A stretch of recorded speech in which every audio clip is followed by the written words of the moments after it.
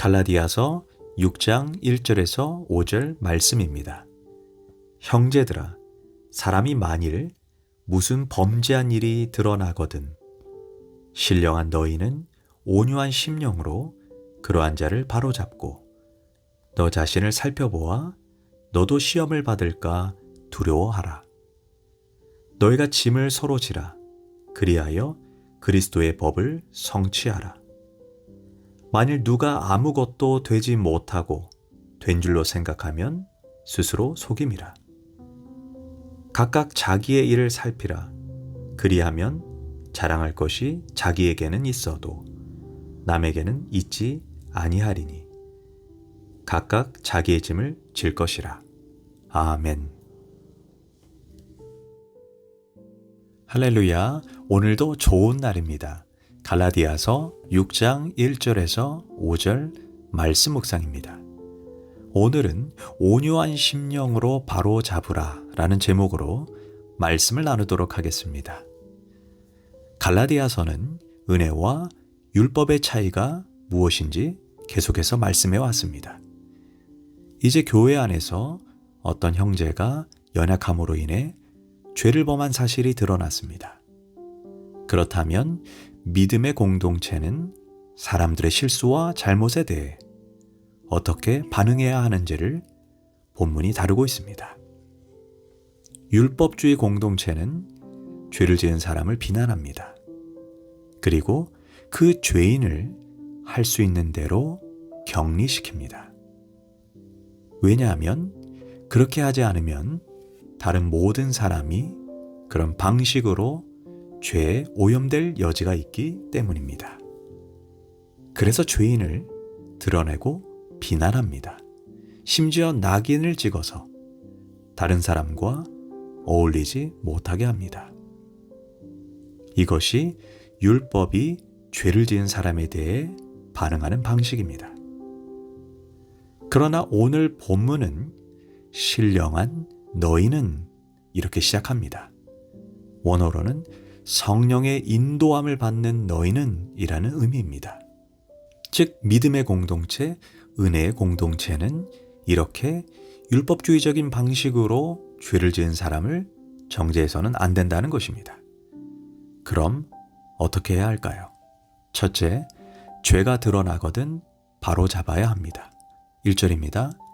형제들아, 사람이 만일 무슨 범죄한 일이 드러나거든 신령한 너희는 온유한 심령으로 그러한 자를 바로잡고 너 자신을 살펴보아 너도 시험을 받을까 두려워하라. 공동체에 죄가 드러났을 때 쉬쉬하면서 그래 좋은 게 좋은 거지 그냥 은혜주의로 덮자 이렇게 하라는 그런 말이 아닙니다. 죄는 반드시 바로잡아야 합니다. 여기에서 바로잡다가 카타르티제인데 이는 정죄하다 심판하다 라는 의미가 아닌 교정해주다 라는 뜻입니다. 우리는 누구도 정죄할 권리가 없습니다. 심판할 권리가 없습니다. 심판주는 오직 하나님뿐입니다. 우리가 누군가를 정죄하고 심판한다면 그 사람은 하나님 자리에 올라간 것입니다. 이 문장의 주어가 신령한 너희는입니다. 여기에서 그 의미는 성령을 따라 행하거나 복음 안에 살아가는 사람들이라는 의미입니다. 이런 사람들은 형제 자매의 실수를 보면 정죄하고 심판하지 말고 교정하되 온유한 심령으로 하라는 것입니다. 온유하려면 일단 말부터 부드러워야 합니다. 안타까운 마음으로 조심스러운 마음으로 조용한 목소리로 말하라는 것입니다. 그런 후에 너 자신을 살펴 너도 시험을 받을까 두려워하라. 즉 온유하게 교정해 주되 그 사람의 실수에 대해 나는 너보다 더 의롭다라는 자기의 의를 드러낼 기회로 삼아서는 안 된다는 것입니다. 나도 만약 너와 같은 처지에 놓여 있었다면 충분히 죄에 빠졌을 것이라는 식으로 자신을 돌아보고 성찰하라는 것입니다. 자신에게는 그런 일이 없을 것처럼 생각하지 말라는 것입니다.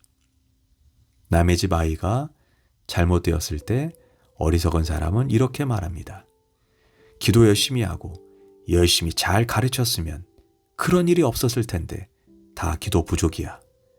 이렇게 충고를 했습니다. 그런데 이게 웬일입니까? 충고했던 사람의 아들이 잘못된 것입니다. 이제 너무 부끄러워 고개를 들지 못합니다. 수치를 당하게 됩니다. 그래서 지혜로운 자는 다른 사람의 연약함과 실수를 보면서 비판하고 정죄하기보단 나도 충분히 저렇게 될 수 있으니 정신 차려야 한다는 겸손한 마음을 배우는 자입니다. 그렇다면 상대방을 향해 역지사지의 마음을 가질 수 있게 되는 것입니다.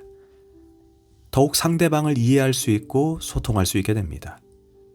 더 나아가 상대방을 위로하고 불쌍히 여기는 마음을 가질 수 있습니다. 이것이 온유한 심령입니다. 둘째, 서로의 짐을 지라고 말씀합니다. 2절입니다. 너희가 짐을 서로 지라. 그리하여 그리스도의 법을 성취하라. 여기서 짐이라고 하는 것은 연약함, 죄입니다. 상대방의 죄를 함께 짊어지라는 것입니다. 어떤 남자가 바람을 피우다가 성병에 걸렸습니다. 그 부인이 뭐 이런 더러운 인간이 있나 배신감에 사로잡혀 괴로워하다가 어느 날 기도하는 중에 이러한 생각이 들었다고 합니다. 이 남자가 밖으로 놔둔 것 나에게도 책임이 있다. 그래서 얼굴이 화끈거렸지만 남편이 병원을 갈 때 함께 갔습니다. 같이 치료했습니다. 남편이 감격했습니다.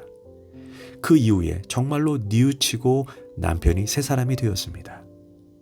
병원에 같이 간 것은 함께 짐을 진 것입니다. 함께 짐을 질 때 그리스도의 법이 성취됩니다. 그리스도의 법이 무엇입니까? 내가 값없이 너희를 사랑한 것 같이 너희도 그렇게 서로 사랑하라. 함께 짐을 짐으로써 사랑의 법을 성취한 것입니다.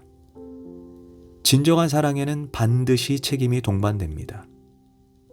함께 책임을 지는 것이 사랑입니다. 이렇게 짐을 함께 지는 과정 속에 그리스도께서 역사하셔서 거룩한 뜻을 이루고 그 결과를 책임져 주겠다는 것입니다. 셋째, 각각 자기의 짐을 지라고 말합니다. 5절입니다. 각각 자기의 짐을 질 것이라. 내가 할 수 있는 일을 하라는 것입니다. 많은 경우에 다른 사람의 실수를 보면서 자기가 해야 할 일을 소홀히 하는 경향이 있습니다. 저 사람도 그런데 나만 올바로 살란 말인가?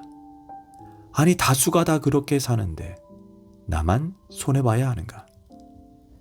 다른 사람의 과실, 다른 사람의 실수가 도리어 내가 죄를 짓게 만드는 원인이 될 때가 있습니다. 마치 썩은 사과 하나가 주변의 모든 사과를 썩게 만듭니다. 이처럼 상대방의 죄는 나에게도 타협성을 만듭니다.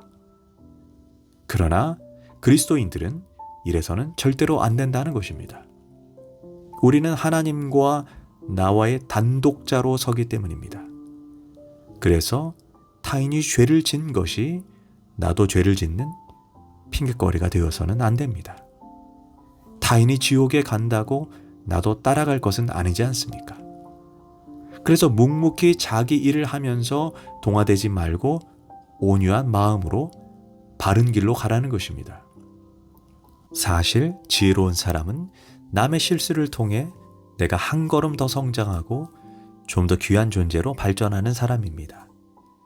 정죄하고 비난하는 것으로만 끝난다면 아무것도 배우지 못하는 사람입니다. 어느 주일 아침이었습니다.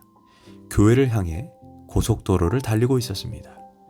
그런데 반대편 차량에 안타까운 사고가 일어났습니다. 사고 차량을 수습하는 것 같은데 본네트에 불이 활활 타고 있었습니다.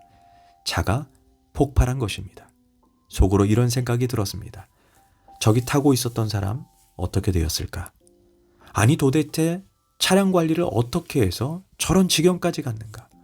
이런 생각이 스물스물 올라올 때 갑자기 이런 생각이 들었습니다. 내 인생도 내가 생각하지 않은 시간에 저런 불의의 사고를 당해 내 생이 마감될 수도 있겠다. 정신 차리고 신앙생활 해야겠다. 짧은 시간이지만 다짐했습니다. 이처럼 상대방의 실패를 통해 내가 더 바른 성찰의 사람이 되고 더 온전한 사람, 더 성숙한 사람이 되어야 합니다. 그래야 우리가 성령의 인도함을 받는 그리스도인입니다.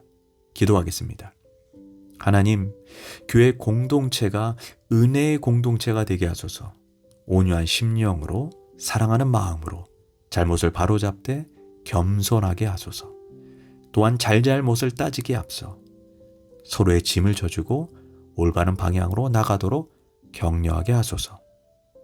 더 나아가 상대방의 실패를 통해 내가 더 바른 성찰의 사람이 되게 하소서. 예수님의 이름으로 기도합니다. 아멘.